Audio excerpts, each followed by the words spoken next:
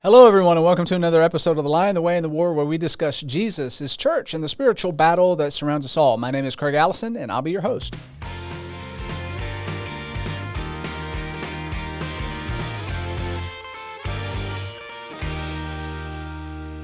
All right, joining me on today's podcast is Dr. John Young, Christian, husband, author, father, speaker, lecturer, professor, got his PhD.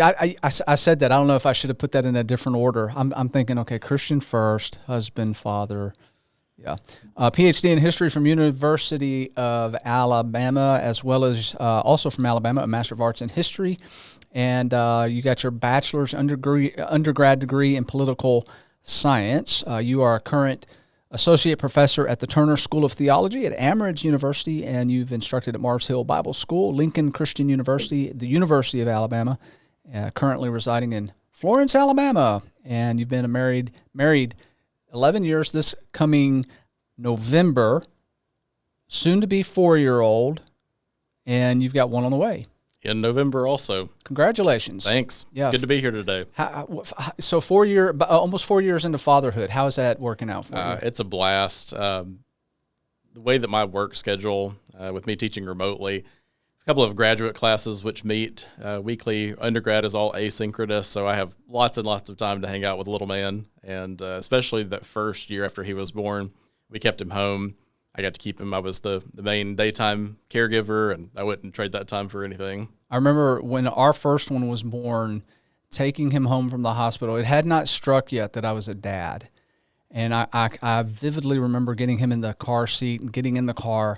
I've never been so nervous to drive. And I realized at that moment, you're a dad. Yeah. It's a real thing, and both my wife and I are only children, and so we didn't have a lot of experience with being around younger siblings or having babies around, just in general. And so the first time I really spent much time with the baby was with my own, and again, going straight from basically zero experience to almost around the clock. Yeah. It was a real eye opener, but in a good way, and we're. Whether it's because we've just forgotten or just because children are a blessing, we're looking forward to round number 2 coming in November. Yeah. Ask me again in January, I may give you a somewhat different answer, but at least for the time being, we're pumped about it. The second one is always good because you can do one-on-one at that point. It's when you add that third one that they outnumber you, so it becomes a little bit hairy. I've heard it as the transition from man to man, going to zone defense, where you're out-personed all the way around. Now, I got on good authority that I was supposed to ask you which John you went by, 1 John, 2 John, or 3 John. Sure. Okay, so a little bit of backstory here. There were 3 Johns in our undergraduate college ministry, 1st, 2nd, and 3rd John, and it was based on the order in which we joined that ministry or started attending that congregation. It was Northport Church of Christ originally. And so I am 2nd John. Okay. And 3rd John is actually now the minister over at Signal Mountain. And so we saw them at the aquarium this afternoon. I think they're supposed to be here tonight also visiting. So did you refer to him still as 3rd John? Occasionally we do. We actually still have a group text with the 3 of us. I've seen both of them within the last couple of months, and we still stay in touch. We were all at Alabama during some of the Saban heyday, those early years, and sports fandom, but also especially involvement in church. Couple of things that really tied us together, and so we all got matching New Testaments from the church we were part of at the time. Okay. So my New Testament says 2 John on the front. It's the world's longest copy of 2 John, but it's been a blessing to have those guys as friends now. Okay, so and you are like an Alabama sports fan? Yeah, I have to admit, I was actually an Auburn fan until I got my scholarship offer to go to Alabama as an undergrad. Had to switch. And it went at a very fortunate time because I got all 6 years of Auburn beating Alabama from the early 2000s on to 2007, and then was there in Tuscaloosa for all but 2 years of Saban's tenure there. Okay.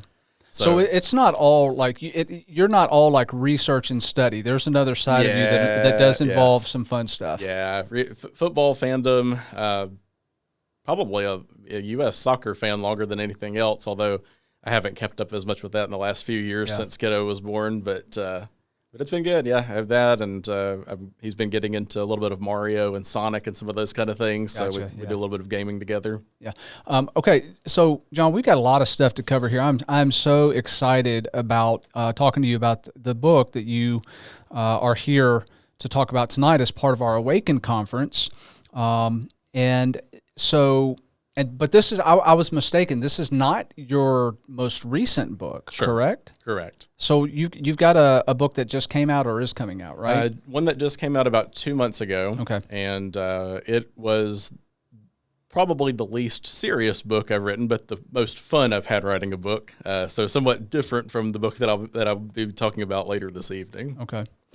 So let's just jump right in then to that book, because I'd like our audience to just get a flavor, a feel for some of your background, history, what drives you, your passion. So this book that you're going to be talking about tonight, redrawing the blueprints for the early church.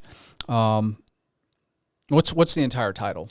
Redrawing the Blueprints for the Early Church, Historical Ecclesiology in and Around the Stone Campbell Movement. And I think in humanity circles, sort of the expectation that you have a title, semi-title, Right. and or subtitle rather, and then it's got to have some kind of fancy buzzword in there as well. So historical ecclesiology was the one that I chose for my project. Okay, so right off the bat, because you've thrown a big word at us, Sure. ecclesiology. What does that word mean? Yeah, so more broadly, ecclesiology is sort of the study or the consideration of the nature of the church. So things like how the church functions, its organization, governance, these kinds of concerns. The historical side of this relates to our kind of shared background in restoration churches, where we're always in some ways looking back in time. We hold up Acts, we hold up the letters as kind of the normative for what we're striving for. Right. And so there's a historical element of this as well. What do we think the ecclesiology of that early church or first century church or New Testament church, whatever term we want to use, what do we think that church was like? Yeah. What's the mental map or the mental image we have of the church that we are trying to restore it in the present day? Gotcha. Yeah. So you've got some interest in here, because as I was looking at your bio and other stuff, I mean, this is your dissertation was related to Yes. this, right? Yes. So why do you have such a passion, such an interest in this particular subject? So I actually came to the study of Churches of Christ, the Stone Campbell movement, relatively late, especially given that I'm a lifetime C of C'er. Mm-hmm. I went to undergrad at Alabama, history, political science, with the plan of going to law school. Okay. And I went to law school for about 3 months and realized I hated it. and so, I don't know if I'm the first law school dropout you've had on the podcast, but at least certainly the most recent one. But I quit law school before exams, and I didn't want to go through with that. And I loved the history coursework I had at Alabama as an undergrad. And I decided that was what I wanted to study, but I didn't really know quite what to do in terms of research. And even at the master's level, we would be expected to do a master's seminar paper, which kind of our stand-in for a thesis. And so I was casting around for an idea and had kind of kicked a couple of things around. And one of them was the story of a guy named T.B. Larimore, who was a late 19th into the early 20th century Church of Christ minister, preacher, schoolmaster, who started Mars Hill Academy, now Mars Hill Bible School in Florence, where I live. And he had tried to start another school down in Gainesville, also a part of SEC country down there. But he had left this collection of papers related to that. Nobody had really done anything with them. And my at the time, girlfriend, now wife, bought me a copy of his memoirs, or some of his letters, and a short biographical sketch. And that sort of turned me on to studying church history. I decided I was at least going to give that a whirl for the master's paper. Okay. And then from there, I had to do another research seminar at the PhD level.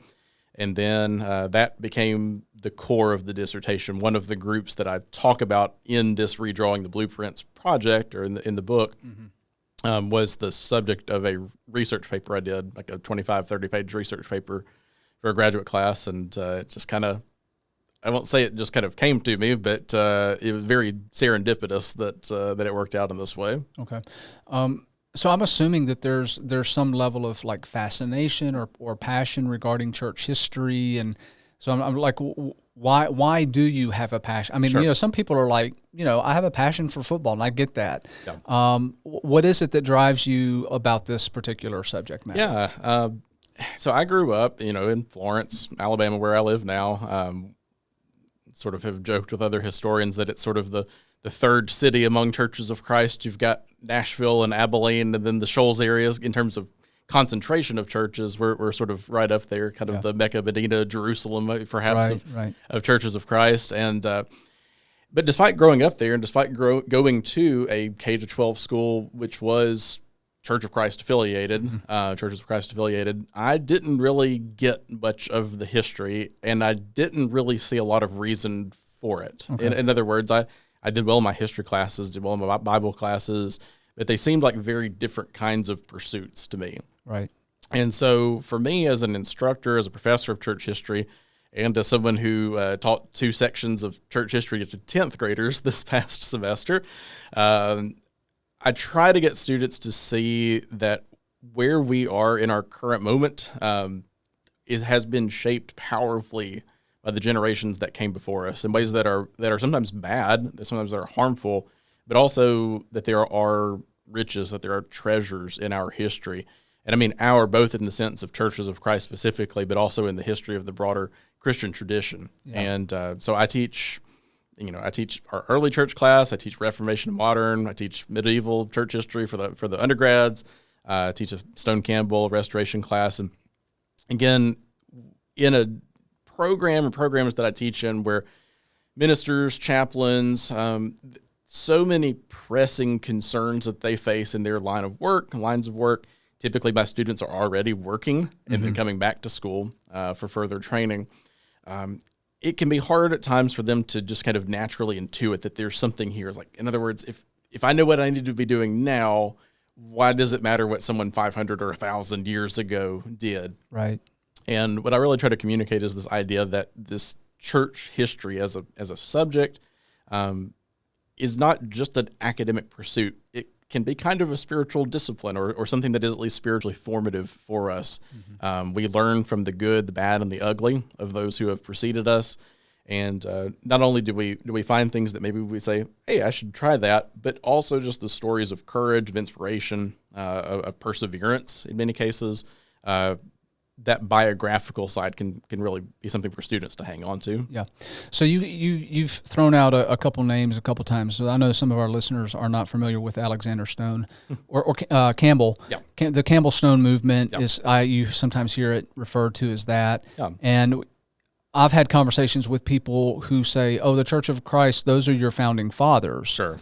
And is that a misconception? Is that a misstatement?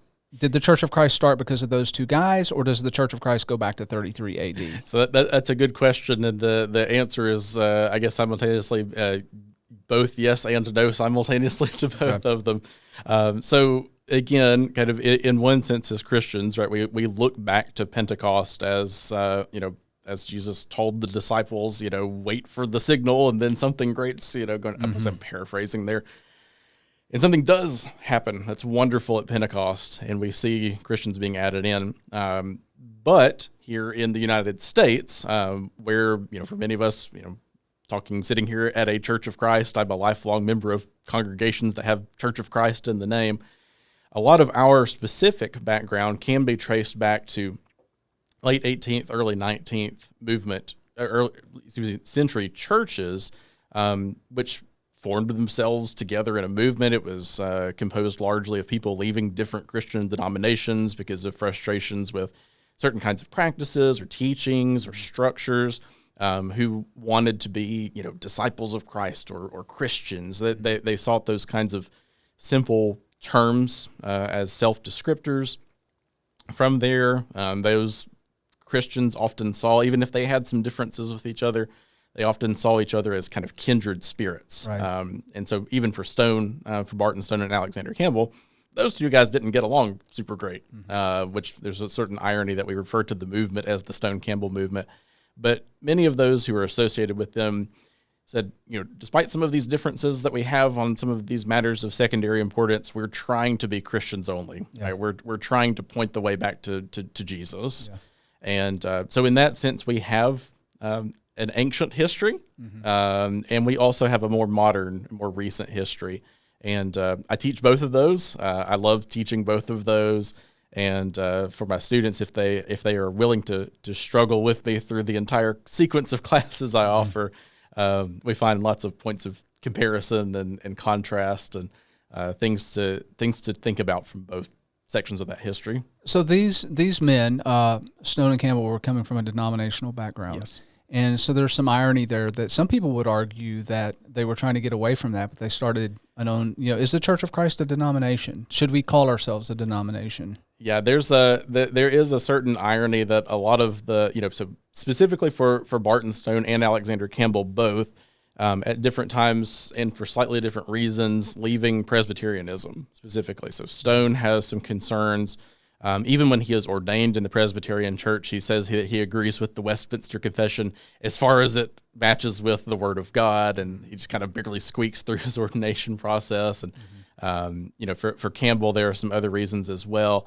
And even those two guys didn't necessarily agree on what Christians should be called. Campbell was in favor of disciples of Christ. Barton Stone preferred either Christians only or the churches of Christ. And today, the heirs, right? If you kind of track churches, planting churches, and where ministers travel and kind of things, there are multiple fellowships of churches that descend in a kind of a spiritual heir sense from those guys, and that division is something that I think they would have had some trouble with, had they lived another century or so. Because their overall, I think the thing that drove them was really just, and correct me if I'm wrong, you're the expert on this, was basically let's get back to the Bible and teach what the Bible teaches, and that's what we need to be focused on. Yeah, so the way I think of it is that there's two or arguably three kind of core goals that Stone and the Campbells and some of those early other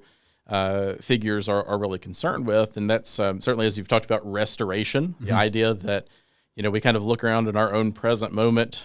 We see differences between what we're doing and what the early church did, and so we try to strip away some of that tradition. We try to bring something back from the ancient past, a kind of Christianity, to practice it in the present day. There was also a real concern for unity, the idea that that there are, as Campbell put it in a couple of different ways, but we are Christians only, perhaps, but not the only Christians, or that there are Christians in the other sects. But again, the goal was to unify all Christians into this body. And then finally, something that will sound a little bit maybe more unusual to those in churches of Christ today, we tend to take kind of an amillennial, or we don't necessarily read the section in Revelation 24-6 that talks about Jesus' millennial reign. We tend to read that in a figurative way. But many of the early founders thought that somehow their work in restoring the church and uniting Christians into it would help bring about some of those events. So interesting. And so, restoration, unity, and then the millennium in different levels for each of those. I do think there's a reason why restoration became the name of the movement, in terms of its kind of importance among the theologies of Stone and Campbell and many of the others. So again, it's just kind of making an end run around a lot of Christian history to try to get back to something that used to be there that we don't have today. Have we moved closer or further away from what Stone and Campbell envisioned? It's sort of a mixed bag, I would say. In some ways, I think there are a lot of things that we do that would be very familiar to them.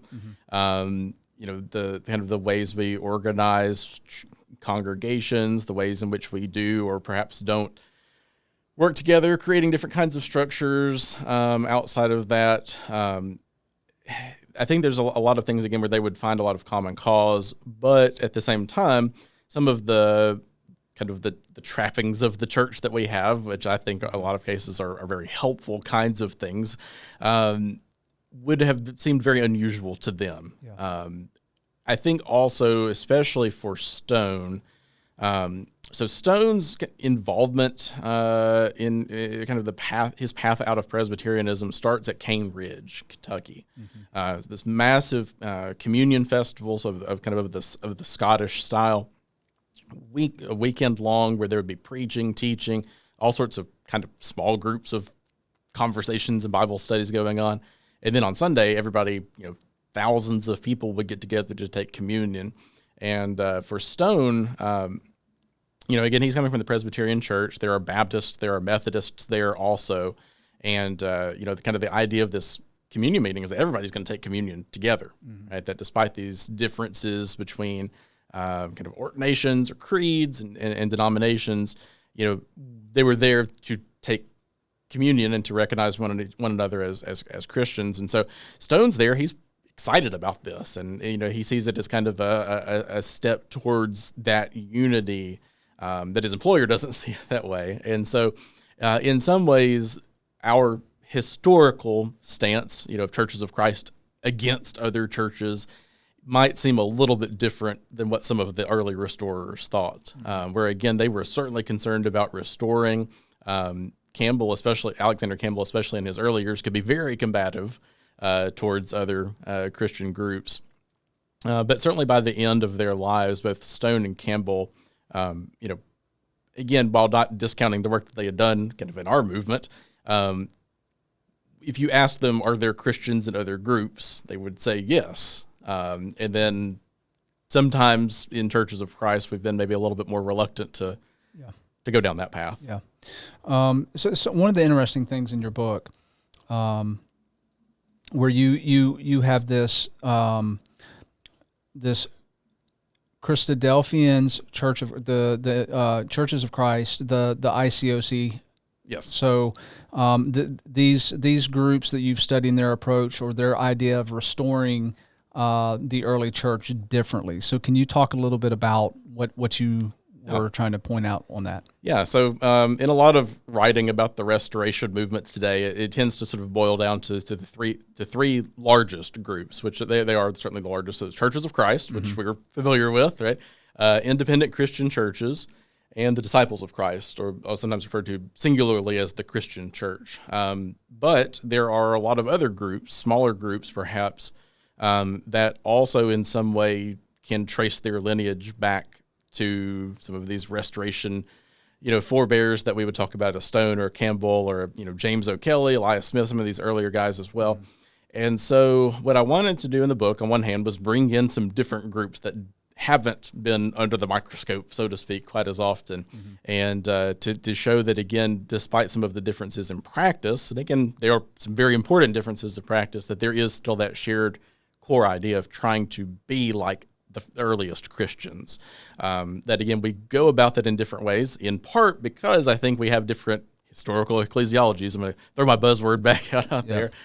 We have different ideas of what we are trying to restore, different understandings of what the first century church was like, but there is still some measure of common purpose across these groups, even though their understanding of what they're restoring, can lead to some very different places. So like if you look today, Christadelphian gatherings don't look a lot like International Churches of Christ. Worship services don't look a lot like non-institutional Churches of Christ services. And but there is still some shared DNA, spiritual DNA in there. Yeah.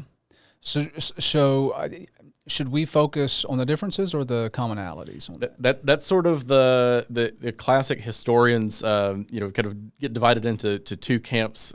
Are you a lumper or a splitter? Is how I heard it framed when I was in grad school. Lumpers, and it's sort of an unfortunate term, but tend to be folks who look more for commonality, sort of like what's the big story in, when we go back and look through these historical documents. And so the kind of the lumper perspective would be to say, highlight the similarities. We're looking and seeing what is, what do all of these groups share? What's the common thread pulling all of them together? How can we put them into the same basket?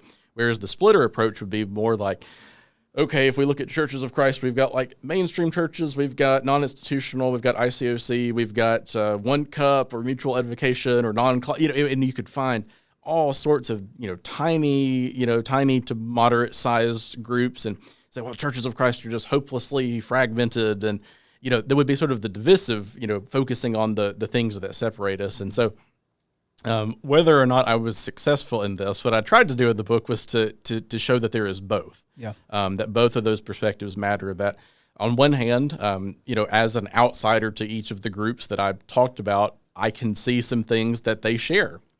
On the other hand, these groups would generally not see themselves as in fellowship with each other. There may be practices that either they do or do not approve of, or teachings that they do or do not approve of. And so trying to be respectful of those beliefs as well. So it's trying to figure out what is there that unites them, whether or not they would acknowledge it, and what is there that separates them, whether or not they would see these as matters of first importance. Yeah. So that's a very mealy-mouthed answer to your question. No, I'm noticing a theme here with, as I'm listening to you talk, and you've already noticed this yourself. I'm going off script because you're saying things that I'm like, oh, I want to track that down a little bit further. So I'm going to try to stay on it. I've got a lot of questions about what you just said, but I'm going to refrain, exercise discipline here, because there is some other good questions here I want to talk about that you talk about in your book, the 5 R's specifically: revelation, recalibration, replication, recursion, and repetition. What are those, and how do they come into play? So each of the different chapters of the book have kind of a parallel word or theme. And I will say, necessity is sometimes the mother of invention. I went to my dissertation proposal meeting with my committee. They were really excited about what I was proposing, but they hated my chapter organization because I had originally thought, I'll do a chapter on each of these 4 groups, and then, have an intro and a conclusion, and we'll call it a day. And despite their different backgrounds, I had a medieval history professor, Civil War guy. I had a couple of religious history professors as well. They all came back and were like, we love this, but the chapter organization's got to go. We need something more thematic in nature. And so, I kind of cast around for a little bit. But one of the things that I noticed first when I started getting into this study of, historical ecclesiology, as I called it, was that sometimes for restorationist groups, and I think we in Churches of Christ have done this ourselves at times, the recursion piece. So recursion is where a thing is defined basically in terms of itself. It's originally like a mathematics, computer science, linguistics term that people in those fields probably would not agree with how I use the term in the book, but it's this idea that we start defining ourselves based on our own history rather than on the history of the early church. So again, restoration churches, right? Our goal is to try to be like the New Testament church. But sometimes we hold up golden ages from our own history as, it's like the 1950s. If we could just evangelize like the 1950s, or if we just were, defenders of truth like the Campbells were 200 years ago, or whatever kind of idol we create in our head, we are then a restoration movement. But what we're trying to restore is actually something from our own specific history. Yeah. And so, I started looking about what were some of the other, main themes. I did have to get a little creative with some of the word choices as well, but I wanted to keep the parallel structure again of having, all the words start with R, and it's some kind of process that's ongoing. And so recursion, repetition, these kinds of things. And again, it was something that I was not super happy with the committee at first, but I think it pushed me in directions that I probably wouldn't have gone otherwise, and hopefully came out with a better, more insightful project as a result. Yeah. And I'm thinking here too, as you're talking about, the goal is to go back and try to get as close to the church that Jesus establishes while he's here. And obviously, that's been over 2,000 years ago, so we're pretty far removed from that. But each window of time, each generation has their very limited purview of their worldview that's shaped and fomented based on pretty recent things that have taken place. Sure. And so to your point, if we could just go back and do things the way they did in the 1950s, that's relatively close into our own culture. And we just make assumptions, I think, that we make assumptions that, they're my elders, they knew what they were doing, and they were just duplicating what was obviously taking place in the first century. Right. And so we just, we hang our hat on that and we run with it. And I don't know, that may not be the greatest thing to do. Yeah. And I think it's just, it's not one of those things where you certainly am not interested in like slinging mud at our forebears. Yeah. But I remember growing up and at least occasionally hearing, references made about like, Barton Stone, his, he being held up in high regard because of his preference for the name Churches of Christ, right? He was big on that. And, again, as a lifetime member of Churches of Christ, we'd often hear him being spoken of highly in that regard. But, he also had some somewhat different teachings about the nature of the Godhead than what we would find today. There were certainly other issues where he would be, kind of out, maybe out of step. Alexander Campbell was known as a post-millennialist. Again, he thought that this restoration movement was going to help bring about Jesus' millennial reign. And, thinking about in his own day and age, those kinds of ideas were much more common. And Campbell was not alone in this. And, perhaps by the end of his life had maybe kind of mellowed a little bit on that. But again, it's just recognizing that, our forebears, our kind of ancestors in the faith, they were people. Right? And they got a lot of things right. And they also had some things where they would probably disagree with or differ than us. And that's true throughout our history. History, when you really study, when you really dive into the lives of people, it surprises you, right? If you're really paying close attention to someone with all of their experiences and just the nuances of that individual's life, people will surprise you. Yeah. And, it's easy for us to kind of codify an image of like, oh, the 1950s were like this, or the 1900s were like this. And the historical experience really is just much more complex and much more rich than that. And I'm going down this road because I'm setting up this next question that I want to ask you. And I want to give that a little bit more depth here for those listening, because I think this is an important distinction that we make. And you mentioned, the name Churches of Christ. I've literally had conversations with people that say, if they can't get the name right on the building, I'm not walking inside of that thing. And Campbell and Stone could have just as easily said, you know what, we're going to call ourselves the Way. Yeah. That's a scriptural term to call the church. So is the Church of God. So there, it's not. It's we get stuck so much on maybe what these guys, well, to your point, it's like we've looked at these guys, they're up on a pedestal, and then we do a little research and we find out this is my hero, and they were human, and they sometimes got things not maybe where we would draw those conclusions from. So all of that to say, John, in your research, did you find that these movements are more historically informed or more ideologically selective in their use of early church models? Sure. So again, one of the outside of Restoration Movement historians, there are also historians who look at American religion or American churches who have written about the Restoration Movement. And one of the things that comes up in a lot of that literature, even though it has its helpful insights, is kind of this assumption that restorationist churches, or another term for us is it can be used as primitivist churches. We were trying to be like the primitive church or the early church. Yeah. That is sometimes used as kind of a slam. Yeah. In other words, it's not always meant in a complimentary sense, because there is this assumption that people in Church of Christ, they think it's like this. Like the early church was this time outside of time, is just sort of mythic era, and we don't really have like a good grasp on the history of it. And what I want to try to show in the book is that there actually is, within Churches of Christ, within this broader Restoration Movement heritage, and actually a very large number of historians and scholars who have focused their attention on the history of the early church. Several major patristic scholars of the church fathers have come from our religious fellowship as well. Does that always get translated out to the pew? Maybe or maybe not. Mm-hmm.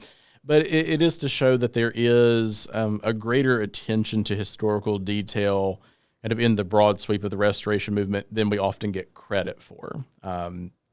Historically, sometimes people in Churches of Christ are seen as sort of rubes, or kind of the country bumpkins of the American Christian world. I think it's an unfair characterization, and we've had some really top flight historians and biblical scholars come out of our fellowship.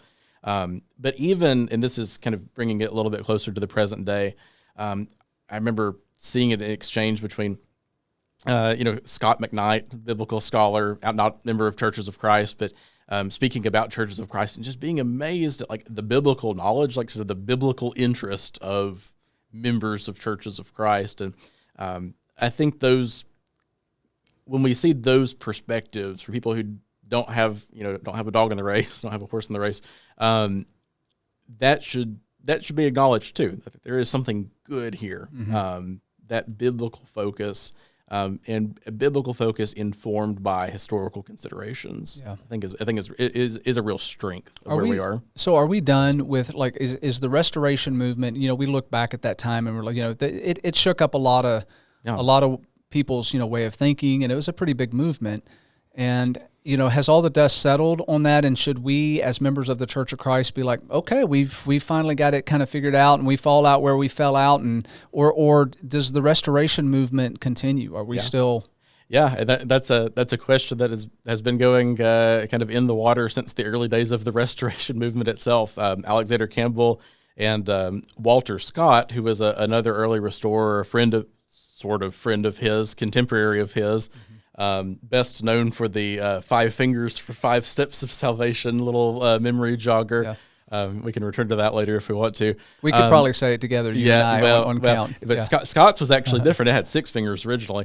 Not as easy to use. But even they disagreed with each other over, like, when the first restored gospel sermon was preached, or like when the church was itself restored. And, when those early guys don't even agree on, like, sort of what's the implication of this for today. But of course, for us, we're 200 years on from a lot of those early figures in our specific corner of the Christian world, or of Christendom.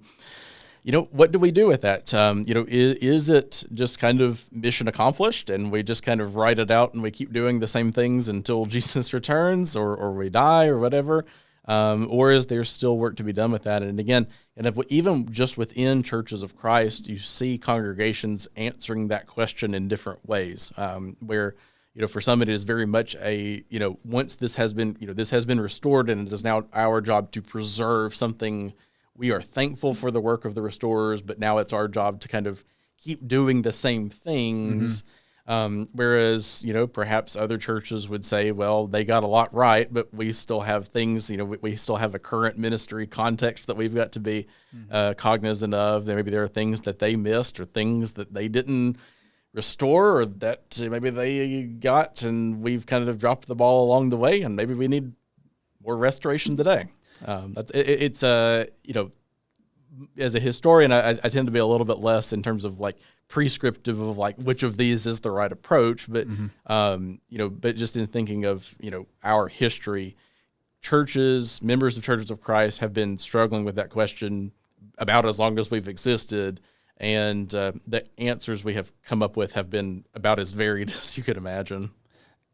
Is there anything that we've kind of cemented Church of Christ at large, that we've looked at from a restorational standpoint and said, this is now codified? I mean, we're not going to touch this. It's clearly, all the scholars agree, this was a foundational stone that basically Jesus laid down. We can't, and the early church, they followed that and they didn't change it. Yeah, it's interesting because you kind of look at the broader Christian world, and even within churches of Christ, there is so much variation on seemingly, like, every possible issue that you could think of. Is like, is there a there that is, that's bad grammar, but is there something there that you can actually call, like, Church of Christ singular, because it is so, is so varied.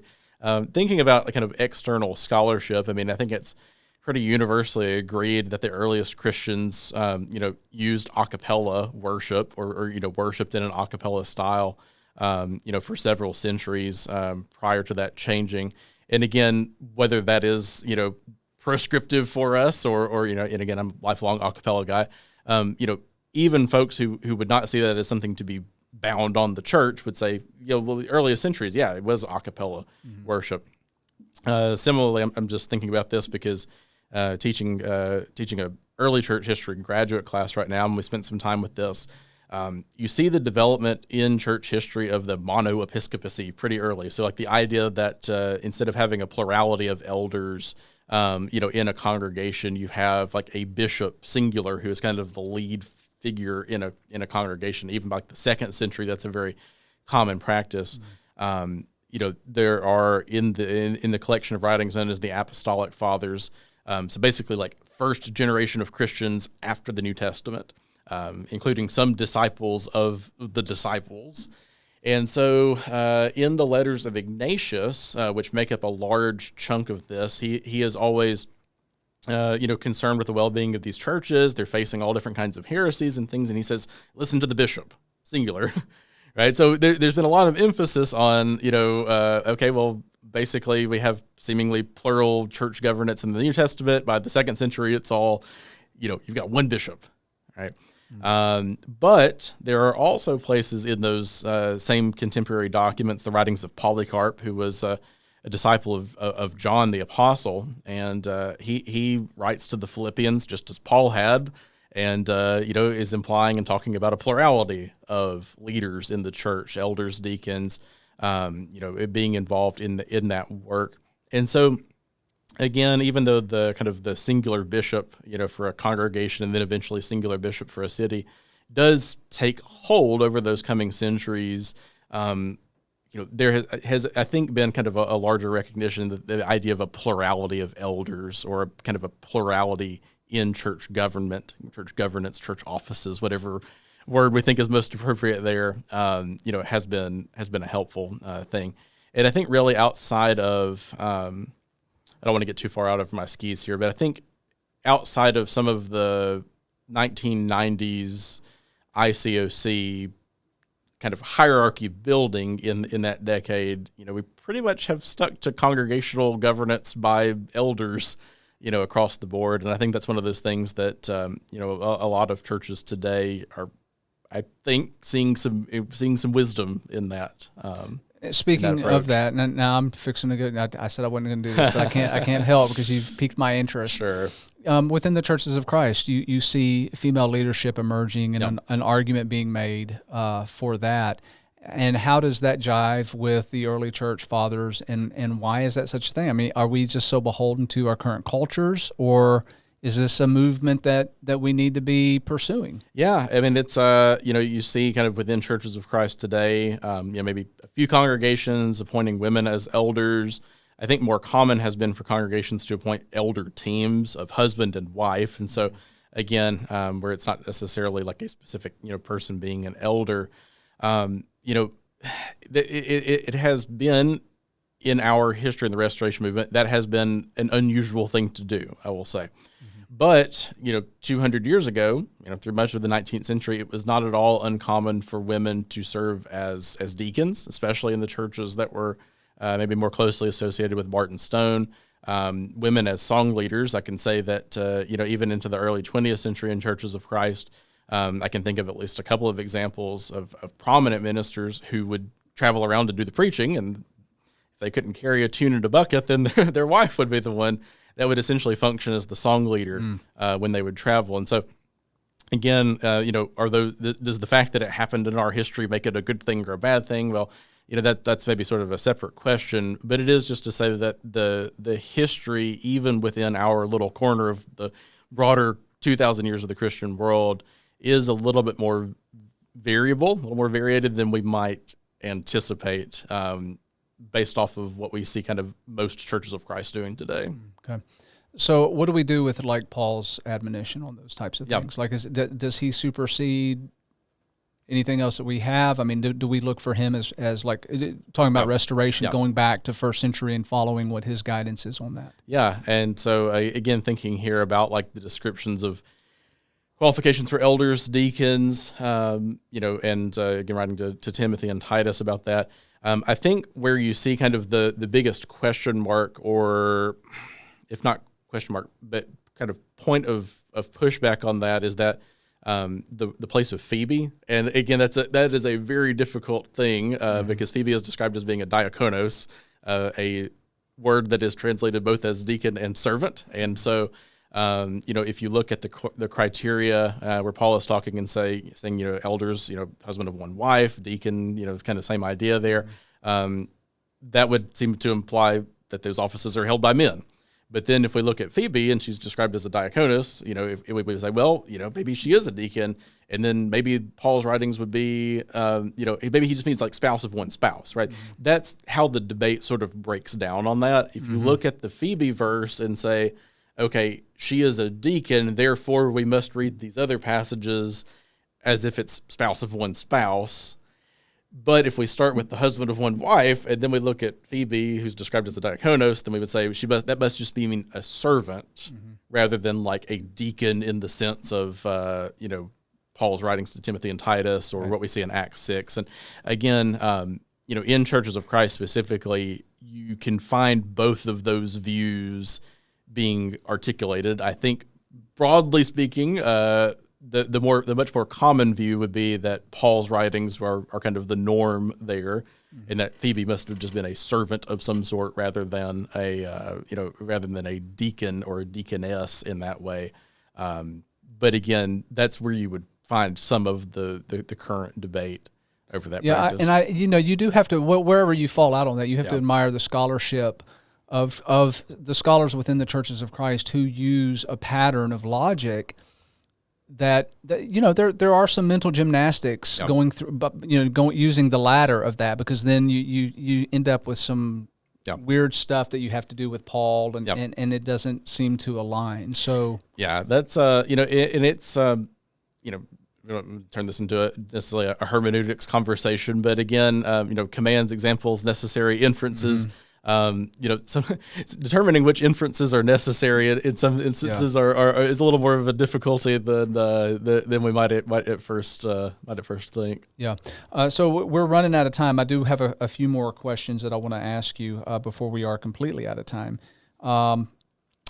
Has writing this book changed your view on the early church and your own ecclesial tradition? Sure. So again, I was writing in this book not about Churches of Christ specifically. I have written books about where I am in the kind of the Restoration Movement heritage, but thinking about some groups that are in a lot of ways like mine, and in a lot of ways not like mine, has given me, I think, a better sense of graciousness towards those groups that I disagree with. Again, not that I agree with them necessarily, because again, as I said, I disagree on a lot of points with, but a recognition that there is a shared goal there. Yeah. I think it has also instilled a good bit of humility, and I think as a historian, that's an important characteristic. We're further back in time you go, typically the less documentation you have. The closer you get to the present, the more documentation you have, but it can be so overwhelming that you couldn't possibly ever, tell a complete story, because there's just so much paper, so much data today. That as a historian, humility is an important criteria, because we want to try to acknowledge, hey, I'm coming to the table with these biases. I have these limitations. I only have 24 hours in a day like everybody else. And I'm going to try to tell the most honest history I can, but acknowledging that, again, I am a very fallible person, and that I may mess things up also. And that goes for, again, my understanding of what the early church was like. Right there, I may have an image, and I may study a lot, and I have an idea of this is what I think New Testament Christianity really is about. And I might find out, at some point in the future that, like, okay, I missed some big things along the way. And I think just that stance of humility is one that we can all benefit from, not even just as historians, but just as members of a body that's trying to pull something from history and bring it to the present day. We are all functioning as historians when we read about the past, when we try to understand what was normative for that day and what is normative for ours, and to try to bring something to the present. We are all doing the work of historians, even if you didn't like history in high school, right? We are still doing history.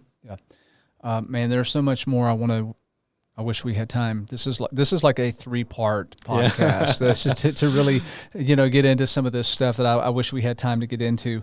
All right, so just in some closing things, a few announcements we want to make. Our Awaken Chattanooga conference that's going on now. You're the speaker at that tonight. We're so excited and glad to have you here to talk to us about that. If it's anything like this podcast, I know I'm going to be very interested in what you have to say. Yeah, I'm looking forward to it. And I thought about making a joke about acting really surprised that I was supposed to be speaking here, speaking here in an hour. But no, I'm looking forward to it, and just have been really encouraged this month. Every Wednesday this month, I've been at a different church speaking about Restoration Movement history in some capacity, and it is just really I think, a blessing to the people of those congregations, not to get to hear me specifically, but that their church leaders, their elders, their ministers are taking seriously the need for us to be historically grounded. Yeah, and so I would definitely cool. want to commend Central for that. Awesome. Yeah, we appreciate it. And so speaking of our Awaken conference, it's going to continue next week with another author by the name of Joe Wells. He's written Connected, Parenting Faithfully in the Digital Age. So I think that's going to be